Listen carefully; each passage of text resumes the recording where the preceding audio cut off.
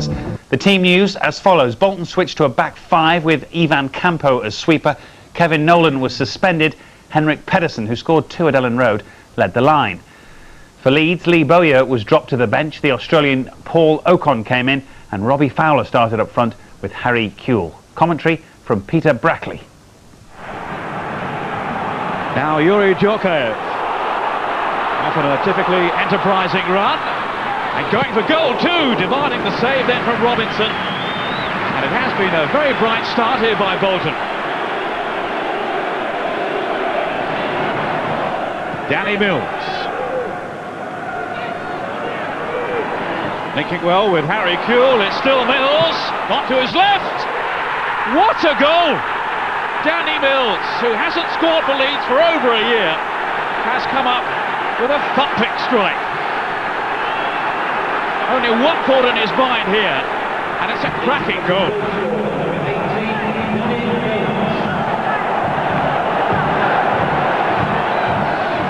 Now Hart. All defenders let it go, back off the post. In goes Kewell and then Fowler. And yet again, Robbie Fowler is the scourge of Bolton. It's the 9th time now he's scored against them in the Premiership. And well, defenders there just stood around and watched. They were in a terrible mess at the back, maybe a hint of offside, but the flag stayed down. And Fowler has pounced for Leeds. What were those defenders thinking of with Gotti and Campo? Djorkaeff battling his way through, clashing that with Hart. Now what has Graham Poll given here? It may have come back off the arm of Ian Hart. He is clearly going to consult with his assistant. Djorkaeff involved with Hart. It did seem to come down off his arm, but surely he couldn't get out of the way. Well, Graham Poll says no, it's a penalty. It seems very harsh. Yuri Djorkaeff will take this kick then for Bolton. Save by Robinson off the post, but he got his fingertips to it. It was a super save. Charlton to lob it forward now. And Pedersen, still Bolton digging away. It goes Franson and Gotti. Desperate defending by Leeds. Franson, Okocha. And in the end, harmlessly through to a very relieved Paul Robinson. Not to mention the manager. Pedersen. Too long for Okocha. Now Franson. What is Djorkaeff? The ricochet of Lucic to Tofting. Well, he has never scored for Bolton. He may not come any closer than that. It's been a hugely successful night so far for Peter Ridsdale's Leeds. Jason Wilcox being invited to go forward and to hit another stunning goal. 3-0 to Leeds. How their fortunes have turned around this evening. Jason Wilcox, he's not scored in the Premiership since April of 2000. But the manager couldn't be happier if he scored it himself. The lads are fully aware. At the end of the day, you know, it's down to the players as much as anybody. You know, it's the same group of players that have done well in the past. It's down to us to turn things around now. You know that a manager can only do so much on the training pitch. We've got to look at ourselves. And if we keep turning out performances like tonight, working hard, I'm sure we can turn it around. We really are very disappointed that we've lost the game, but I always go back to the fact where we know we should have won 2 matches, and that was the last 2 here prior to the Leeds match against Blackburn and Chelsea. Those should have been 2 very, very important victories at the Reebok Stadium for us. Not so much tonight because the 2 quality goals particularly, there were very little we could do about them. So it's the cost of the Chelsea and the Blackburn that really hurts more than this one. The fans have been great of recent games. It's only down to them as well that the lads want to do really well. They are the most important thing at the football club. The lads want to do well for ourselves, but most importantly want to do well for the fans. We believe we deserve to be higher in the table and playing better football, but obviously we've got to prove it. Well, Leeds do move away from the immediate danger zone, only up 1 place to 16th, but 3 points clear of Sunderland. Bolton stay second bottom and go to West Ham at the weekend. Well, I'm joined by a very relieved, I'm sure, Leeds manager Terry Venables. Now, last time we spoke, Terry, you'd won at West Ham, so we must do this more often, eh? I think it's a good idea, yeah. we need a little bit of help, yeah. Well, you, in a way, got a bit of help tonight. You made your own luck, I would suggest, but you've needed a bit of luck and a perfect start. Well, it was a perfect start. Danny's been practicing those long left foot shots now for a long time. No, it was a great strike, and I just felt we started very positive anyway. We didn't sort of just sit back. We defended it, if you like, on the front foot. We was getting out to people and looked organised and worked very hard within the teamwork frame, you know, the frame of the teamwork. So I was quite happy with the start, and I just felt that that's what we needed to do, and I felt we'd done that for the whole 90 minutes. Were you wondering at the point where the penalty was given against you, my Lord, we're going to go again here? Exactly. That's exactly what I thought. And then you think, well, so we've got a 2-goal cushion, and that's nice. And then all of a sudden you're going to be 1, and then it's early in the game, long way to go, and it might affect us a little bit. But it was nothing to do with luck. I felt the goalkeeper, Robinson, made a fantastic save at full length, and it was quite a brilliant save. I guess you've had to deal with a bad run of results and an enormous amount of speculation from everybody having a pop, having a look, having something to say about it. How difficult's that been? I mean, I guess you're used to it to an extent. Well, it's difficult. I mean, no one enjoys that. There's not a lot of fun involved, and it's been sort of 4 or 5 months of, you know, tough work. But it's always tough when you're a manager at a club. Even, you know, you see Liverpool now, everyone is having a go at them, and they've had a bad run, you could say, but they're still in a good position. If they just turn that round, they're back up there again, and there's people looking for negative sides of everything, especially us, because we have had a bad run of results. I can't deny that, and we've not played as well as we know we can do.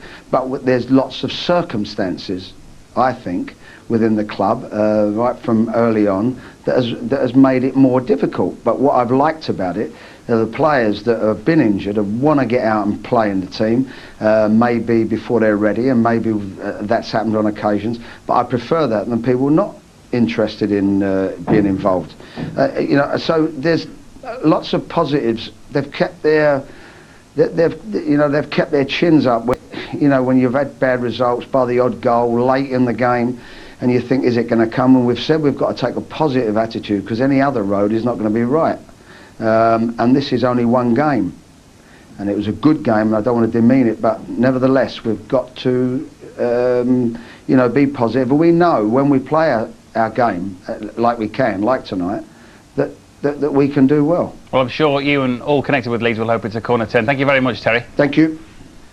I'm sure he does feel an enormous sense of relief, and it will be, I guess, Ron, first of all, not only the result but the performance, the manner of the win that'll have pleased Terry. Yeah, I mean, you could see there, that's the best we've seen him look for weeks, haven't we? It's certainly the best we've seen his team look for weeks. And they got out the blocks, had a bit of luck early on, because the first few minutes, actually, Bolton looked to be in control of the game. And, you know, the wonder goal that Danny Mills got was enough maybe to spark them off. A little bit of luck on the second goal, maybe, but at least they got it. You know, bad defending from Bolton. From there on in, they controlled the game. Okay, they had 1 or 2 hairy moments, the penalty and so forth. But, you know, and Leeds, you know, if you look through the Premiership, you see Charlton had a pick-up and took 4 and a draw, didn't they? Then Everton have had that. There's nothing to say Leeds can't do that, you know. And then all of a sudden, this will all seem like a bad dream.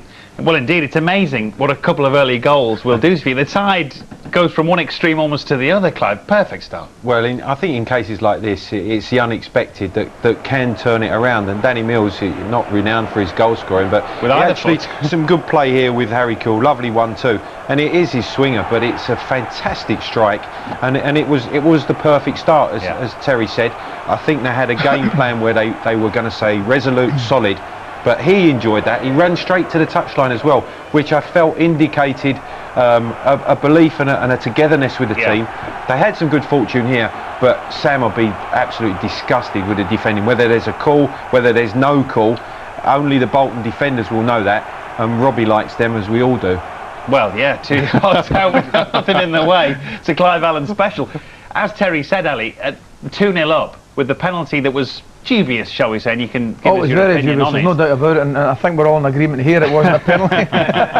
Oh, wouldn't speak for him soon. I'll tell you something. Fella picked the ball and carried it into the box. No penalty. I thought, and I was probably thinking the same as Terry. I think, here we go. Straight leg of there. He doesn't know anything about that. In fact, he's trying to get his hand out the road. I think he falls on it. He really is. And of course, I don't. Initially, it's not the referee that gives the decision. No. Graham Paul doesn't do it. Job has a chat with the linesman, and what a good save it is. Robinson, big lad, gets down well to his right hand side. And being honest with you, you'd have fancied Yorkie to score there, because who played particularly well, one of the better Bolton players this evening. But a great save. They also came, Robbie, Bolton, with the kitchen sink to some extent in the second half, and it was again the manner in which Leeds threw themselves at everything, and then of course nicked another slightly unlikely winner from the right foot of Jason Wilcox. Oh yeah, that's the interesting thing for me. You know, there's all these rumours that Terry's lost the dressing room. I don't actually know how people can say that. All you can do is look at his team and take a pick from there. If you look at his team's second half, when Bolton came at them, they showed a real commitment. You know, they looked to me like they were playing for the manager. Look as the ball's going in. Bodies are getting behind the ball. There's a commitment to stop people getting at goal. Look, 2, 3, 4 bodies getting there. They're determined to defend the goal. Now, if that team's not behind Terry, they don't do that. No. You know, people aren't that committed, and they did. They weathered the storm as they had to, got through that 15 minutes, and then showed the quality at the other end. I mean, we saw Danny Mills with his swinger. Well, Jason Wilcox comes inside, and you think, well, have a go with your right foot. What a strike that is. Doesn't come much better than that. And that's changed for them now. That little bit of luck, that little bit of confidence has come back. And as Big Ron says, this is a team that you know could go on a run. They could go 3 or 4 games and put them back to back, not a problem. But lest we get carried away, it's only one game. The worst thing they could do in a way as a club is say, job done, we're out of the danger zone. Not even looking at the 3-0 run, not even looking at the result. I just thought they went about their business a lot better. Exactly. They really did. They looked as though they didn't want to lose goals, looked as though they wanted to score goals. I just thought the commitment level looked a lot better. They say you make your own luck, don't you? If you look at the first 2 goals, you know, on another day, and it would be very harsh, but on another day, both of those goals might have been disallowed for offside, you know, because Backer's run well offside, hasn't he, when Mills had the big bang. And then the second one, Fowler might marginally be, when the ball's nodded across, could have been offside. You know, I think they deserved the luck, they earned the luck. There's also come to a point, I think, as well, where it's gone as low as it's gone. I think today was a defining game for them. I think lose today, and you know, we're looking at big problems, but it showed to me in the players, in the way Terry was, that it was there and they were going to go upwards. And a bit like Manchester United played in the derby against Man City, there is a point where I think it goes to its lowest ebb, and then the only way it can be up. Well, it's funny how the fixture list ahead of you can look like any number of pitfalls, and then suddenly it can look like winnable games. It's been Southampton at home at the weekend, followed by Sunderland away Boxing Day, and then Chelsea at home. Having said that, they don't win tonight. You don't want to play. Southampton. Southampton are one of those teams, you know, are more hot than cold at the moment, and tonight was a big result for Leeds. Make no mistake. I tell you what, they'd take 6 points from those 3 games now.